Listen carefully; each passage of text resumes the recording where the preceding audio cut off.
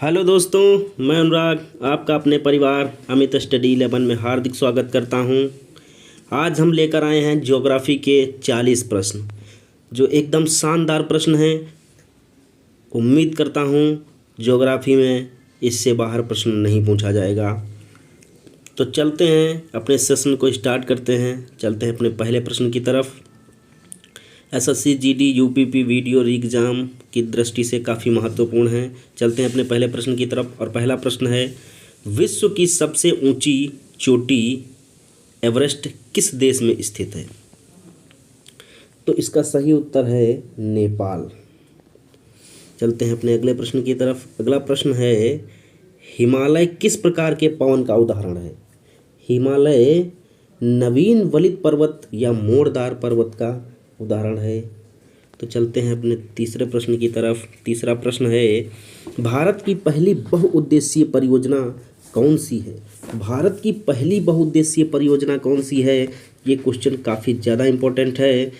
तो भारत की पहली बहुउद्देशीय परियोजना दामोदर परियोजना है, जिसकी स्थापना 1948 में हुई। अगला प्रश्न है, भारत की सबसे चौड़ी नदी कौन सी है? तो उसका सही आंसर है ब्रह्मपुत्रा नदी। इसके बाद है अगला प्रश्न, ग्रीष्म ऋतु में असम राज्य में चलने वाली तीव्र आर्द्र हवाएं क्या कहलाती हैं? ये काफ़ी ज़्यादा इम्पोर्टेंट प्रश्न है। ग्रीष्म ऋतु में असम राज्य में चलने वाली तीव्र आर्द्र हवाएं क्या कहलाती हैं? तो कहलाती हैं नॉर्वेस्टर। अगला प्रश्न है, भारत में दक्षिण पश्चिम मानसून का आगमन किस महीने में होता है? भारत में दक्षिण पश्चिम मानसून का आगमन जून के प्रथम सप्ताह में होता है। जून के प्रथम सप्ताह में होता है। अगला प्रश्न है, वृद्ध गंगा या दक्षिण की गंगा के नाम से किस नदी को जाना जाता है?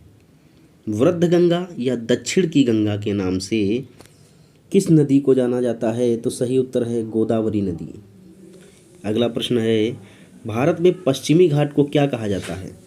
इसका सही उत्तर है सह्याद्री। भारत में पश्चिमी घाट को सह्याद्री के नाम से जाना जाता है। अगला प्रश्न है, अंडमान निकोबार द्वीप समूह किस नाम से प्रसिद्ध है? अंडमान निकोबार द्वीप समूह मरकत द्वीप या एमराल्ड आइलैंड के नाम से प्रसिद्ध है। इसके बाद अगला प्रश्न है, भारत की सबसे बड़ी जनजाति कौन सी है? भारत की सबसे बड़ी जनजाति गोंड जनजाति है। तो गोंड जनजाति इज द राइट आंसर। इसके बाद अगला प्रश्न है, अरावली पर्वतमाला की सर्वोच्च चोटी कौन सी है? अरावली पर्वतमाला की सर्वोच्च चोटी गुरु शिखर है, 1722 मीटर, यह माउंट आबू में स्थित है। अगला प्रश्न है, माउंट एवरेस्ट को चीन में क्या कहा जाता है? तो माउंट एवरेस्ट को चीन में क्योमोलांग कहा जाता है। क्योमोलांग इज द राइट आंसर। इसके बाद है, नर्मदा नदी सबसे अधिक किस राज्य में बहती है? तो नर्मदा नदी सबसे अधिक मध्य प्रदेश राज्य में बहती है।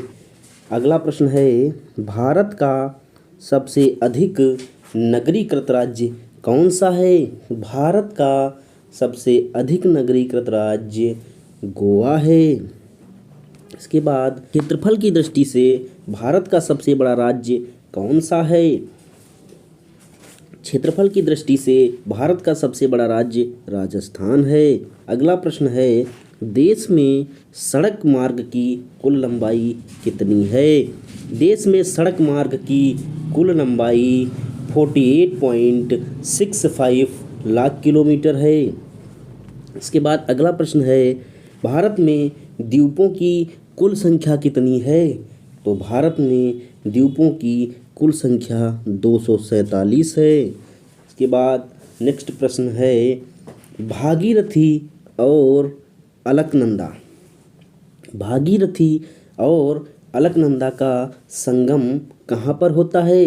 भागीरथी और अलकनंदा का संगम देवप्रयाग में होता है। ये काफ़ी ज़्यादा इम्पोर्टेंट प्रश्न है, इस पे इम्पोर्टेंट नोट कर लीजिए।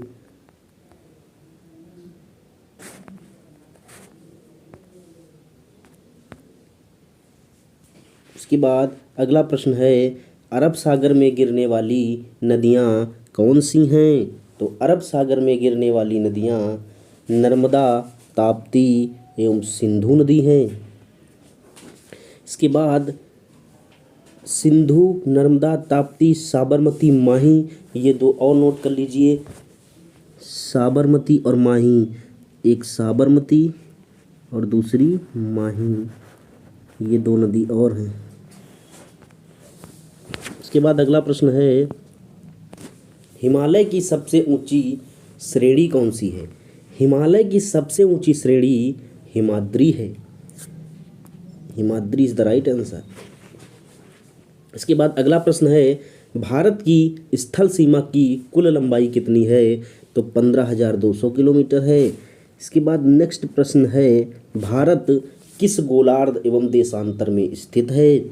तो भारत उत्तरी गोलार्ध एवं पूर्वी देशांतर में स्थित है।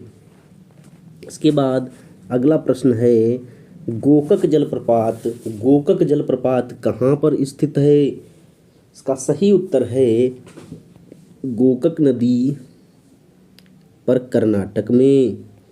सही उत्तर है गोकक नदी पर, कर्नाटक में। अगला प्रश्न है, इंदिरा गांधी नहर जल किस नदी से प्राप्त करती है? इंदिरा गांधी नहर जल किस नदी से प्राप्त करती है? तो सतलज नदी से। अगला प्रश्न है, भूटान की सीमा से सटे भारतीय राज्य कौन कौन से हैं? भूटान की सीमा से सटे भारतीय राज्य एक सिक्किम, पश्चिम बंगाल, असम और अरुणाचल प्रदेश हैं। सिक्किम, पश्चिम बंगाल, असम और अरुणाचल प्रदेश हैं। भूटान की सीमा से सटे भारतीय राज्य कौन कौन से हैं? तो भूटान की सीमा से सटे भारतीय राज्य सिक्किम, पश्चिम बंगाल, असम और अरुणाचल प्रदेश हैं। इसके बाद नेक्स्ट प्रश्न है, अंडमान निकोबार द्वीप समूह का सबसे उत्तरी द्वीप कौन सा है? अंडमान निकोबार द्वीप समूह का सबसे उत्तरी द्वीप लैंडफॉल द्वीप है। इसके बाद अगला प्रश्न है, भारत का कुल क्षेत्रफल कितना है? भारत का कुल क्षेत्रफल 328,72,63 वर्ग किलोमीटर है। इसके बाद नेक्स्ट प्रश्न है, म्यांमार की सीमा से लगने वाले भारत के राज्य कौन कौन से हैं? भारत के राज्य कौन कौन से हैं? तो 4 राज्य हैं, अरुणाचल प्रदेश, नागालैंड, मणिपुर और मिजोरम। इसके बाद नेक्स्ट प्रश्न है, भारत के मुख्य समुद्री सीमा की लंबाई कितनी है? तो भारत की मुख्य समुद्री सीमा की लंबाई 6100 किलोमीटर है। अगर द्वीपों सहित पूछा जाए तो 7516.5 किलोमीटर है। इसके बाद अगला प्रश्न है, पाकिस्तान अधिकृत कश्मीर और श्रीनगर को कौन सा दर्रा जोड़ता है? तो इसका सही उत्तर है बुर्जिला दर्रा।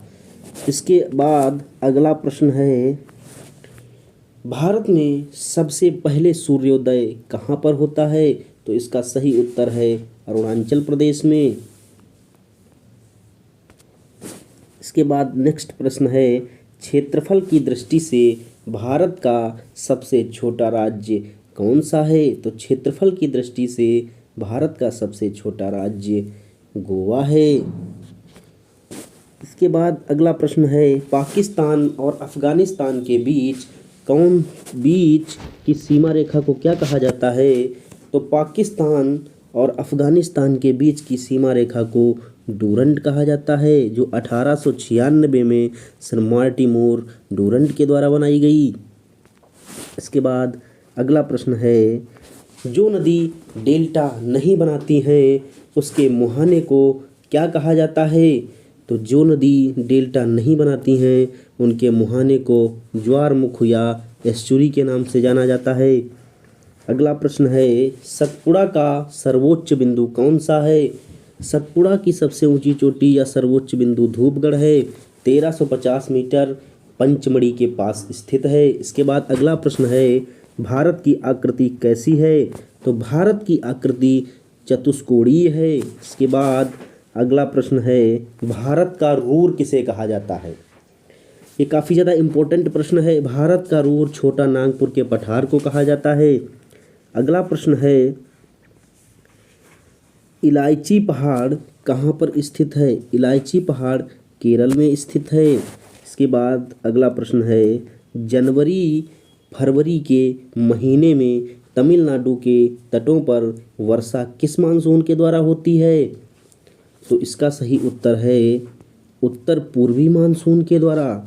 इसके बाद आज का अंतिम प्रश्न है, प्रायद्वीपी भारत की सबसे बड़ी नदी कौन सी है? तो इसका सही उत्तर है गोदावरी नदी। तो दोस्तों आज के लिए इतना ही। दोस्तों अगर वीडियो पसंद आया हो तो वीडियो को लाइक कीजिए और चैनल को सब्सक्राइब कीजिए और वीडियो को ज़्यादा से ज़्यादा शेयर कीजिए। तो मिलते हैं अगले सेशन में। Okay, take care, bye bye.